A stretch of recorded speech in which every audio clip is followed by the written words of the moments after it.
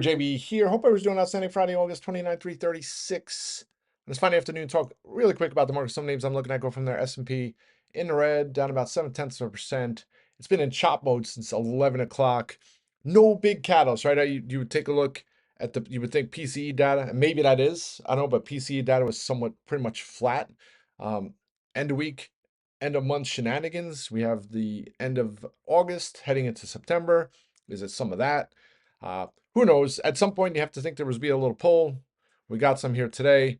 Um, but always trying to keep things in context here. It's probably going to race the weekly gain, uh, but we started off the week a little rough. But you take a look at the VIX. I mean, it's up 7%, but still around 1558, so near historical low levels. Nothing crazy there. Um, yeah, and then th- I thought we were going to kind of have this pull yesterday, right? With Nvidia, you can kind of chalk it up to I keep saying Nvidia. You can chalk it up to a little sell the news, right? Just just some folks repositioning or what have you, and you could say, okay, that was just kind of like sell the news, but it's like they waited till today, and I was a little worried about that. I put it on watch list. I'm not I'm not bearish, but I'm cautious, and I continue to be open for opportunities to play for downside. Next week, earnings slow down a little bit. We still have the names like Broadcom, DocuSign, Salesforce reports Wednesday.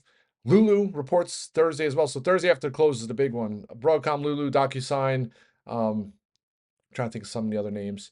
So it's not like we don't have earnings. And then I think the following week there's still a couple small names, but the big catalyst next week will be the August jobs report on Friday. I mean that it's hard to think of when the last jobs report had this much meaning. It's not. I don't even know if it's so much the number. It's just how accurate.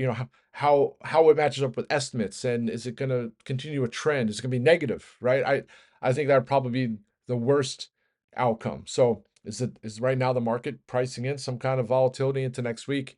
Who knows? But saying it this morning, I forget what this stat is from, but you take a look at the monthly returns on average since 1964, and we are headed into our worst month, right? So September, 0.7% to the downside on average, and down 54% of the time. So, uh, yeah, if you're just looking at a historical sense of things, you would say, okay, it's probably gonna be a weak month. And 0.7% is nothing crazy, right? I mean, that's like 3 minutes in April terms, right? When we had the big swings around after Liberation Day and what have you. So uh, always something to keep in the back of your head. And with people getting back from holiday and all that stuff I was saying this morning.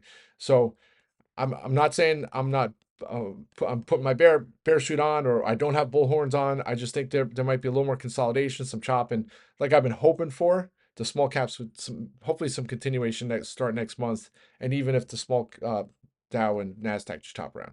So I don't have my overall chart here. I had 628 to 646.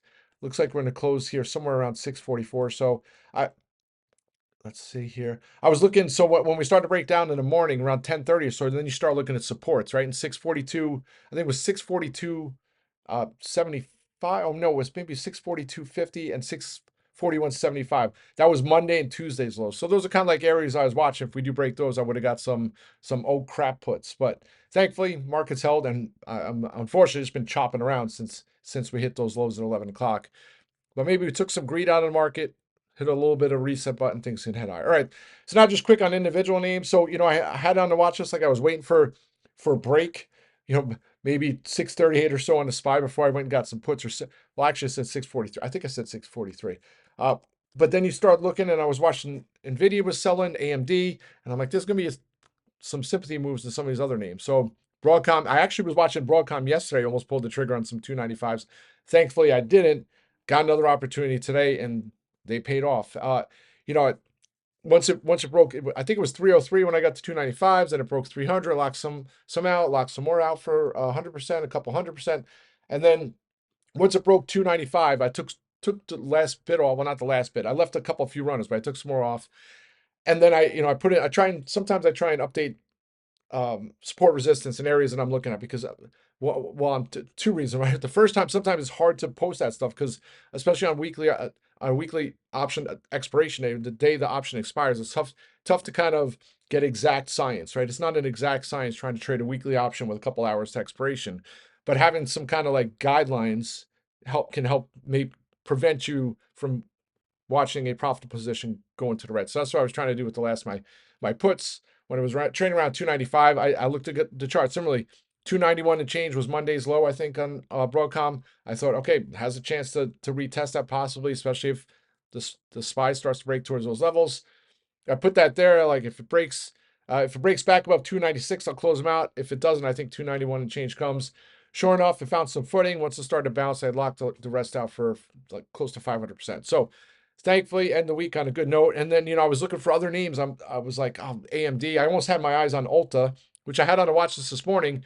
Ulta typically has these wide outsized moves right after the open after earnings. It's like it happens every time. I wish I had time to go back and look at the tape on some of these moves on Ulta, but I think it opened. Let's see, did it open it? Why don't I have that up here? Actually, you know what? It did it 2 minutes before the open today, right? Let's see, 9:28. It was not. It was 5:43, and then by the time 5:42, and then it opened, it dropped all the way down to 5:12. So I'm watching, and it was impossible to get it. The spreads are wide. I'm looking. I'm like the 490s look interesting. They were like 80 by 90. So I passed on them, and the stock was like 514. And then throughout the day, it melted. And it was 504, then it was 500, struggled with 500, and then it finally broke through. And then I kept looking at those puts, and those 490s were still 80 by 90 or 90 by 110. So nothing to really warrant that risk, because sitting there staring at it, trying to manage that position throughout the day, it was no fun. So I passed on that. So, and it kind of, instead of having a sour taste heading into the weekend, chasing some trade or trying some other lottos, just sat on my hands for the rest of the day. So uh, I was eyeing Reddit today, and Reddit actually bounced off the 1 o'clock lows, sitting here pretty much I wouldn't say the highs of the days because it was 228 after the open, but it's down here 226. Another one where the premiums aren't going up as fast enough to warrant a call, right? So even you got the calls, the premiums are expensive. It melts higher, but you still lose money. That's not an ideal scenario. All right, so that was Arista, that was Ulta. And Ulta, take a look, 498.34 is 50-day moving average. I try to stay away until I see opportunities. I'll probably maybe it has some more room for downside. I don't know. It had great earnings, and you take a look at its the analyst notes, upgrades, and that's despite getting pulled out of that nixing that deal with Target for being in 600 locations. All right, so that's Target. CGC is right at the 200-day moving average, 181. It's sitting here. Do I have it up on my main streamer? Of course I don't. I must have just put up Reddit. That's why. So it's 179. Way off the lows. It was down double-digit percent-wise earlier. I mean, in perspective, it's a sub $2 stock. So being down 10% is not anything crazy. But a good sign here. Just unfortunately, it looks like it's going to end its 6-session winning streak. Still waiting for that 199 to break. So I locked some more of the Octobers in yesterday. So I'm just holding the Octobers, the Januaries. When I see it break 199, I'll probably lock some of the Januaries in to cover costs, and then just add some later dated strikes, probably April 26th, maybe the $3 strikes there.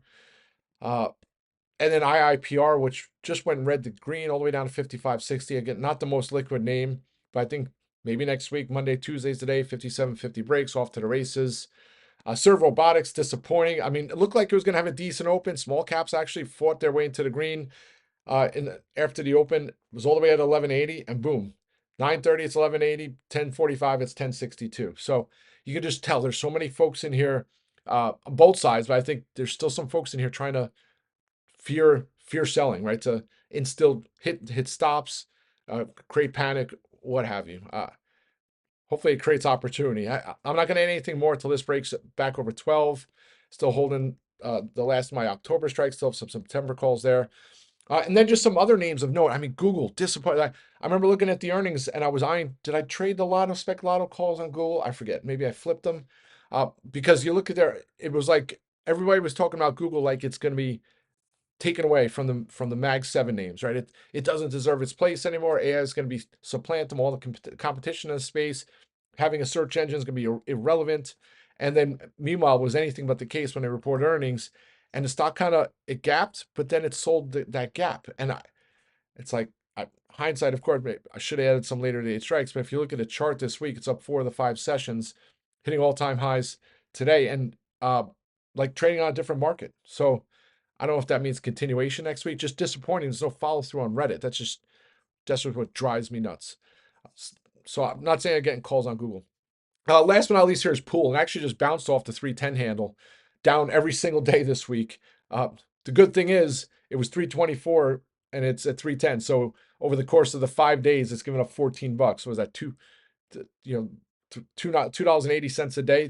That's not bad. So hopefully that's just consolidation or some profit taking that gets absorbed, and then the next leg we start heading up to 330.